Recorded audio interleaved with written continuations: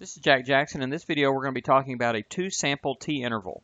So what we're wanting to do here is to develop techniques for finding a confidence interval for the difference in means of two independent samples. Now remember, in the previous video we looked at when we had paired data where it was it may look like two samples, but it was really one sample of ordered pairs where the data was dependent in the two samples. And this is video we're going to be talking about a different situation where we have independent samples.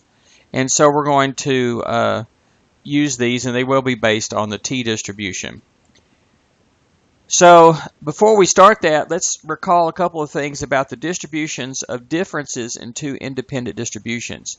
So with any two distributions of individual measurements, their differences have a distribution as well, and the mean of the distribution of differences is a difference in the mean. So it sort of should make some sense to you that if on average, this mu of x has mu of y is the average of the y's and mu of x is the average of the x's, that the average you get by doing the differences of x's and y's is just the difference of the two averages. So it's pretty straightforward.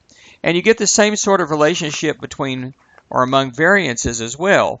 If two distributions are independent, then the variance of the differences is the sum of the individual differences. Sum of the variances of the individual differences. Now, a couple things to notice here. First of all, remember that, so that gives you that the sigma square of y minus x is sigma square of x plus sigma square of y. When you solve for sigma, then you end up taking a square root. So you end up getting the standard deviation of the difference is the square root of the sum of the squares of the two things here. Notice up here, when you're doing the mean of the differences, it's the difference of the means, but down here we're adding up, because remember, when you're talking about variances and standard deviation, these are all positive things that we're adding up. And so what happens is the variability of the variance of the difference is the sum of the two variances. So the variability in both samples adds to the variability of the difference. This would be exactly the same formula for the standard deviation of the sum. If you change this to sum, it wouldn't change here, but it would change this to sum, would change the sum up to here in the mean. And then one more thing, so this is the first one for the means is for any distribution of any two random variables. The second one about the standard deviations requires that they need to be independent of each other. And the third thing is if the random variables on top of that are normally distributed, then their difference is also distributed normally. And we're going to use these facts to lead to a method for doing the distribution of sample statistics for two independent samples. So the way this translates over is basically like this. We've got a sample 1 and a sample 2. They're two independent samples.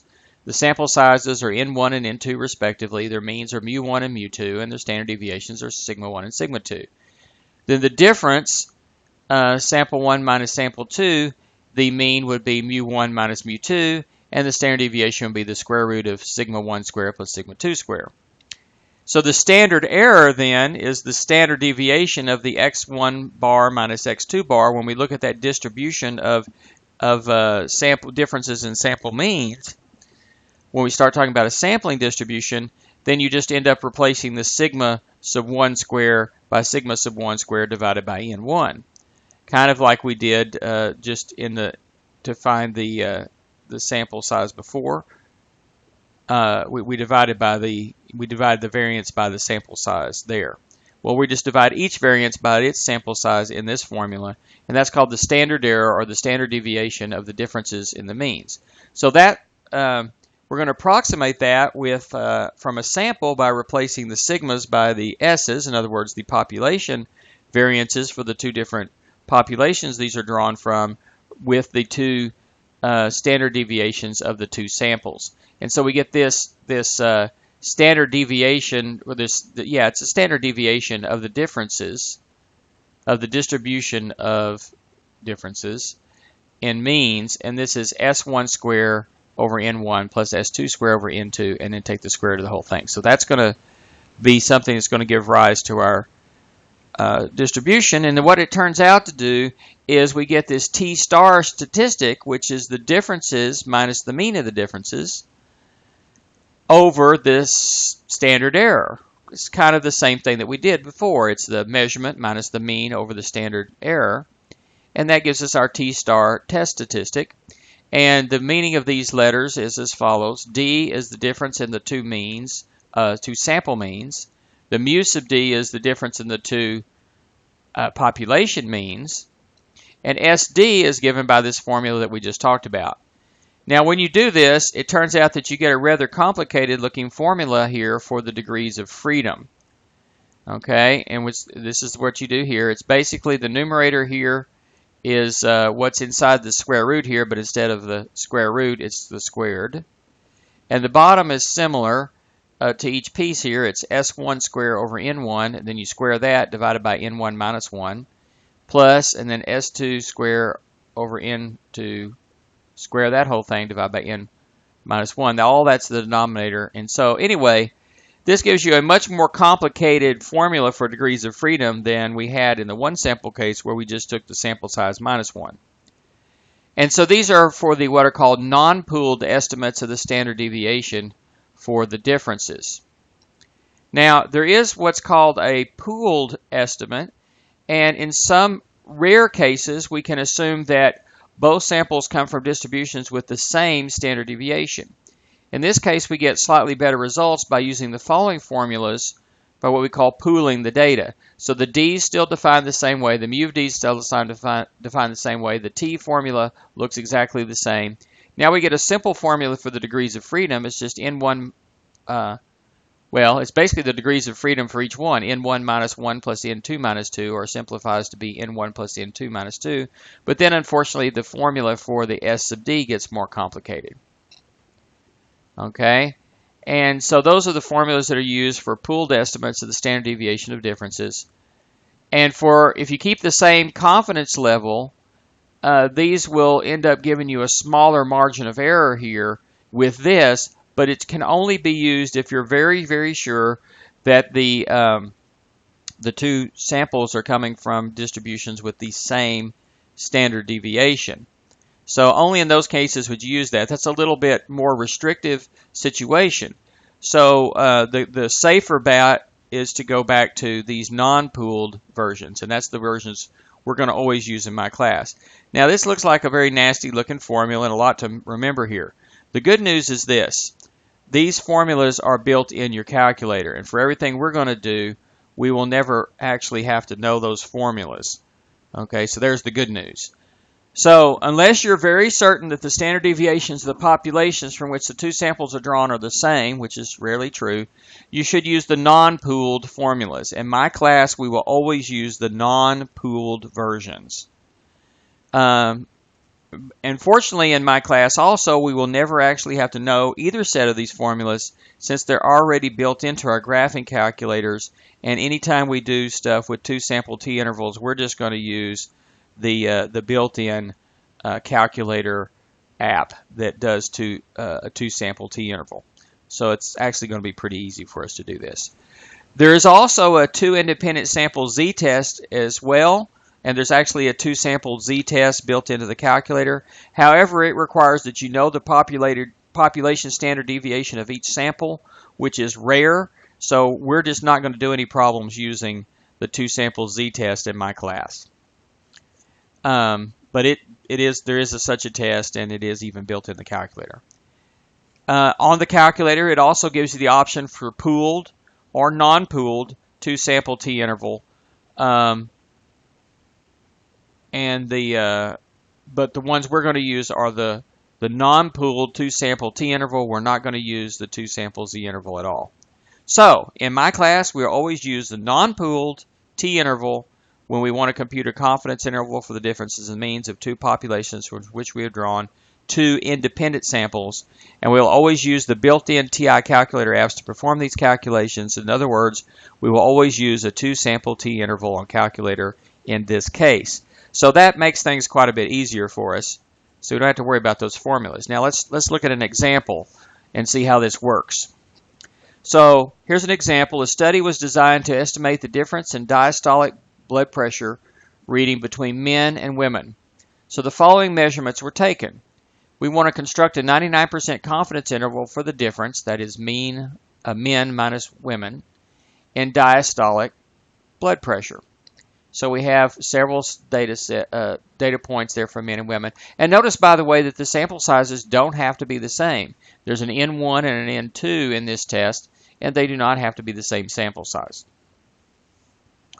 So there we have two groups and two samples, and they're independent of each other. So this is going to be a two-sample t-interval. And this is basically how we do this on the calculator here. So what we do here is we get the data in. So I'm going to use two lists, list 1 and list 2. So on a TI-84, I'm going to hit stat, and then I'm going to hit edit, go stat, and then go to edit here. And then you're going to see your list editor pop up. Put your cursor on like it's on the L2 right here. Hit clear and enter. Do the same thing for L1. So you got empty list. Type the list 1 was the men's data. List 2 was the women's data. So I just type that in. We know how to do that by now. Then go back to the home screen, which would be quit, second mode. And then here we're going to go to test. So that's stat. Left arrow to test, and we go down, and it's number 0, two-sample t-interval. And our information is given to us by data, so we select data rather than statistics. Our list 1 is L1, our list 2 is L2. Leave those frequency 1. The confidence level is given 99%, so that's 0.99. Always choose no for pooled. And if you go down arrow one more, there's a button that says calculate. Click on that, and it returns the interval. It uses that more complicated formula we saw earlier for the degrees of freedom. And by the way, the t-interval, notice the t-distribution does not require the degrees of freedom to be a whole number. So it still actually works with degrees of freedom, between whole numbers like this, 24 point something, that's okay. X bar 1 is the average, the mean of all these blue data points for the men, and the red ones for the women. The average is 71.07, etc. The sample standard deviations of the two samples are there. And if you down arrow, you'll see a couple more things, which are the two sample sizes of 16 and 13. So again, it just pretty much does all the stuff for you. So there's your confidence interval. The same thing works on a TI-nspire. Go to a spreadsheet page, or add one if you don't have one. Make sure you're starting with empty lists. I gave them a name, in this case men and women, and then we'll just men and women. Those are the only two things we have. Type those in, data here. Type the data in for the women in B column. Go back to a calculator tab. So go to a calculator page. Again, add a calculator page if you need one. Then we select menu, statistics, confidence intervals, two sample t-intervals. So that's menu 664. And a two sample t-interval. And the next screen I didn't show you, it's going to choose either data or statistics. This one we choose data. And then it goes to this next screen here, and you type list 1 as men. You can actually type men in there, but you can also just click on this arrow and choose it from your list. Choose men, choose women for 2. Frequency is 1, confidence level is 0.99. No, choose no on pooled, and then click on OK. And it produces this matrix here. If you scroll up and down on it a little bit, you can see everything. And you see the confidence level interval. There's the lower and upper levels. Actually, this calculator shows you many, many, many more digits than the TI-84 does. But in practice, the number of digits on a TI-84 in reality is going to be really all you need in the vast majority of cases. It does figure that degree of freedom that the TI-84 told you using that more complicated formula up above. And then there's the two means and standard deviations there and the two sample sizes. So it basically just tells you all the stuff that we have. And so we can summarize and put our information down here. For the men, the sample size was 16. The mean was 77.375. The standard deviation was 8.34965, etc. The women, sample size of 13, mean of 71 point something, and the standard deviation of 9.2 something. And the 99% confidence interval for the difference in the mean, men minus women, in diastolic pressure is negative 2.918 up to 15.514. So note that even though the average pressure was about 6.3 units higher for the men, I got that by taking the mean of the men minus the mean of the women. Okay, and this, at least for this sample, because 0 is in that interval, we cannot definitely conclude that men will have a higher diastolic pressure on the overall average, because there's still a good chance, there's a 99% chance that somewhere in that confidence interval is the true mean, but one of those numbers really is 0 that's in that interval, so there's still a decent chance that if the difference is 0, that means there's no difference in mean in men and women. So we cannot necessarily conclude that there's a difference there. Okay. Next, let's do an exercise. This time, instead of giving you some data, we've already computed some summary statistics for the two data sets. So the situation is this. A study was designed to estimate the differences in rental car prices in New York City and in Boston. And the summary statistics are given in this table. So the sample size for New York was 16, but in Boston it was 10. The average rental rate in New York was $127.75 per day. In Boston it was $99.94 a day. Standard deviation in New York was 15.83. That's also would be in dollars per day. And in Boston it was 7.50. Again, also in dollars per day. So let's see if you can do this problem based on what you saw in the last one and what you've done before with calculators. You should be able to figure out the confidence interval that we're looking for, a 96% confidence interval for the difference. We'll do New York minus Boston in the mean rental prices of cars in the two cities. So go ahead and figure this out. Come back when you're done and check it. Press pause now.